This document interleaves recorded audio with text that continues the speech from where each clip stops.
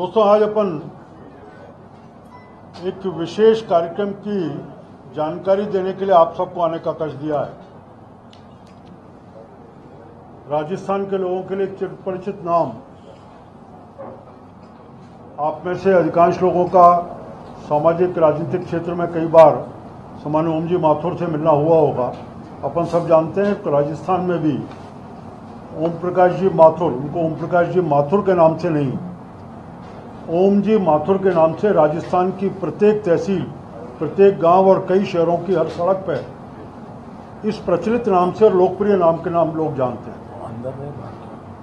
ओम जी पाली जिले के एक छोटे से गांव से जन्म हुआ। जन्म करके अपनी प्रारंभिक शिक्षा, प्रारंभिक बालकाल का निकालने के बाद धीरे धीरे राष्ट्रीय स्वयंसेवक संघ के संपर्क में आए।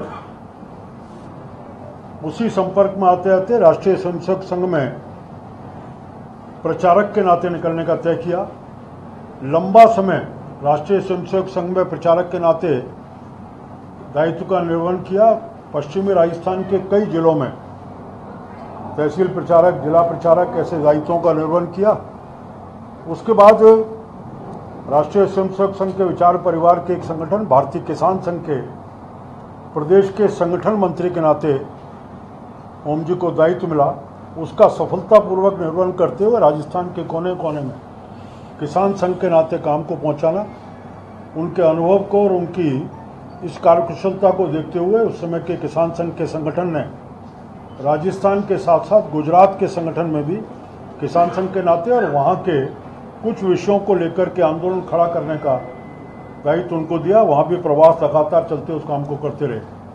इसी बीच में 91 के आसपास, मुझे रफली ध्यान आता है, ओम जी को भारतीय जनता पार्टी के संगठन मंत्री के नाते से दायित्व दिया गया और लगभग 9-10 साल तक भारतीय जनता पार्टी के संगठन मंत्री के नाते से दायित्व को निर्वहन किया। और इस पूरे अंतराल में लगातार 89 के बाद 91 की सरकार, 93 की सरकार, सब सरकारों का बनना, संगठन का नीचे तक विस्तार इस काम को करने ओम जी के संगठन कौशल के कारण से इसको कुशलतापूर्वक हम सब कर पाए। 91 के बाद फिर कभी 91-8-9 के बाद जब उनको संगठन मंत्री के पद से दायित्व मुक्त हुए तो पार्टी में राष्ट्रीय स्तर पर राष्ट्रीय मंत्री, राष्ट्रीय महामंत्री और ये भी कई बार राष्ट्रीय उपाध्यक्ष के दायित्वों को पार्टी ने रखा।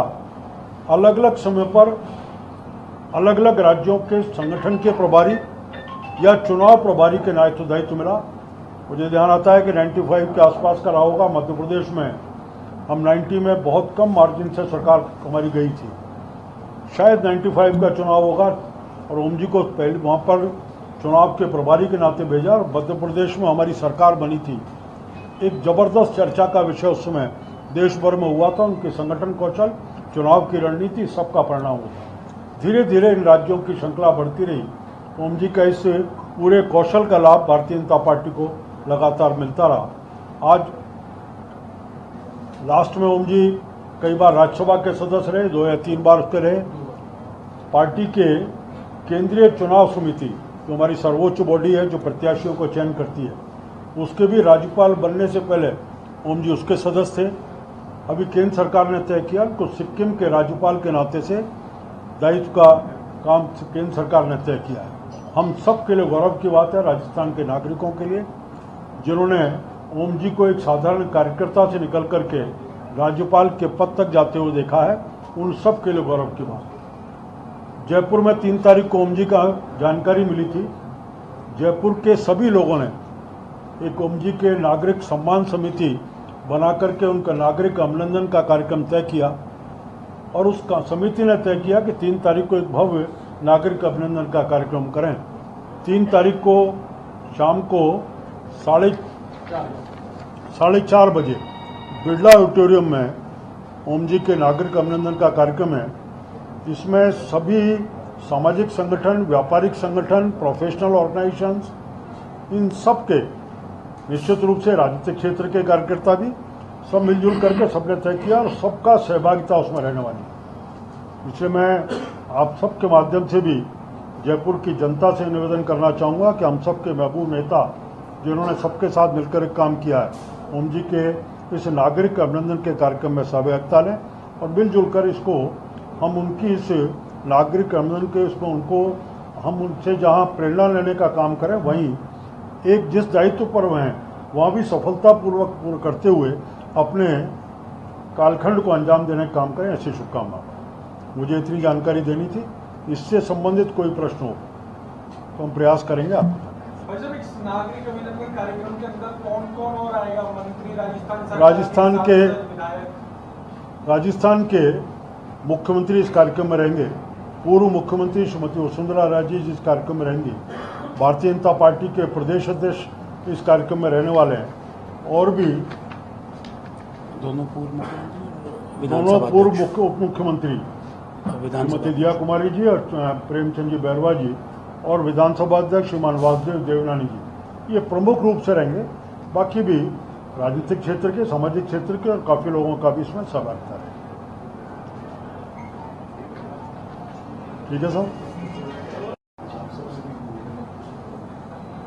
ये औपचारिक निमंत्रण तो अभी देंगे आपको। मेरा आप सबसे भी निवेदन है कलम के साथ भी और वैसे भी व्यक्तिगत रूप से ओम जी के संबंधन कार्यक्रम में आप सब भी आए, ऐसा भी निवेदन। आज के इस कार्यक्रम में राजेंद्र राठौड़ जी रहेंगे, आज नहीं है। राजेंद्र जी रहने वाले थे, अभी उनका फोन आया है कि वो चूरू से निकलने में लेट हो गए। किसी कार्यक्रम में उनको जाना था, वहाँ कार्यक्रम में विलंब हुआ, तब उनका पहले इस प्रेस को राजेंद्र जी लेने वाले थे। मैं तो इमरजेंसी पे रिजर्व में था, इस कारण से आया। बोलते हैं राजेंद्र जी इसको लेना, तो उनको वहाँ एक कार्यक्रम में गए।